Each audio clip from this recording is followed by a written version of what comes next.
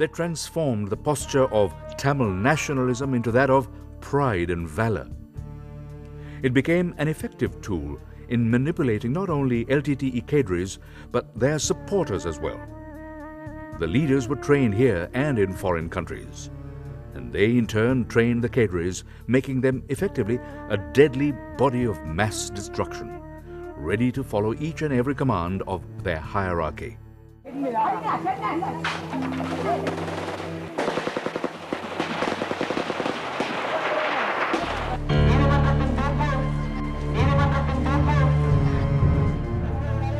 Image building was done through persuasion and at times by veiled threats.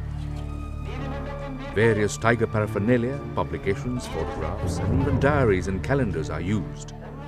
All these to convince the cadres and sympathizers that they are fighting for a new state born of shed blood and sacrifices.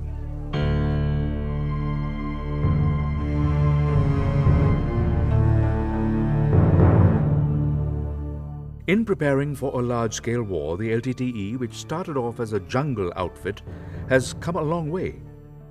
During the CFA, using vast amounts of money, the LTTE was able to acquire large stocks of ammunition, including some very sophisticated weaponry, thus posing a huge challenge to the legal security forces of the state. In addition, the equipment and machinery, as well as the technical know-how they acquired during the period of the CFA, resulted in local manufacturing of arms and ammunition.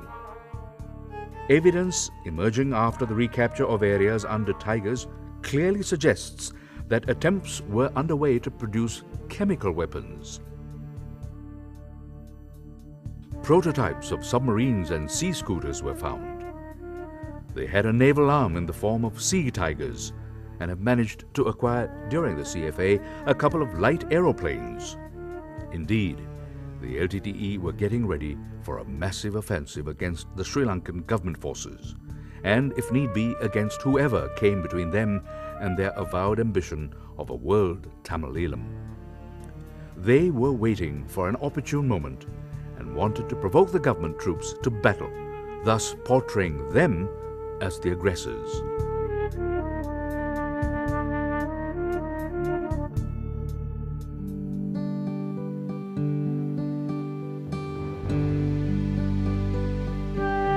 In July 2006, the LTTE closed the sluice gates of the Marvelaru or Marvel Oya Reservoir in eastern Trincomalee, cutting off the water supply to farmers of all three communities, the Tamils, Muslim and Sinhala people living in 15,000 villages in government-controlled areas.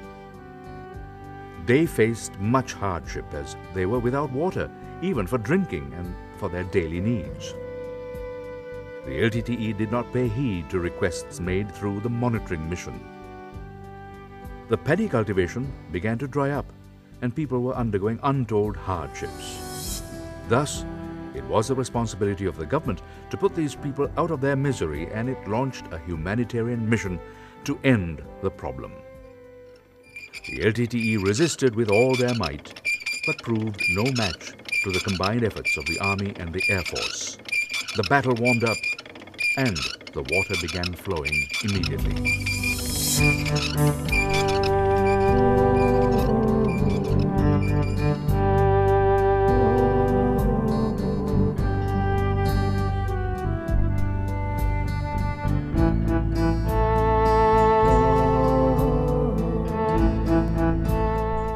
From then on, it was a sustained march of victory for the forces of this humanitarian mission.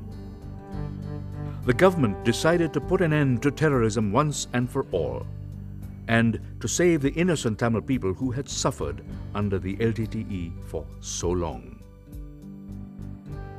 The government military claimed the total control of the eastern province after capturing Thoppigala or Baron's Cap on July the 11th, 2007, after nearly a year of fighting.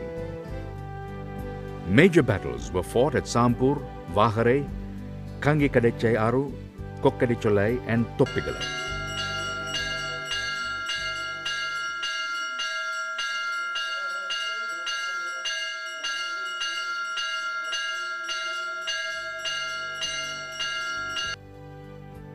Thus, the whole of the eastern province was liberated and an environment conducive to a multi-ethnic population living in peace and harmony, and above all, without fear.